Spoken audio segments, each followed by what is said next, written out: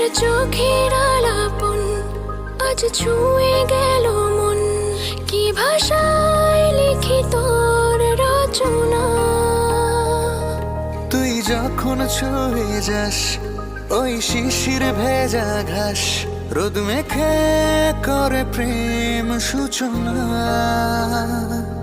ফুল পাখিরা জানায় তোকে গল্পতে মানায়, তোর উপমা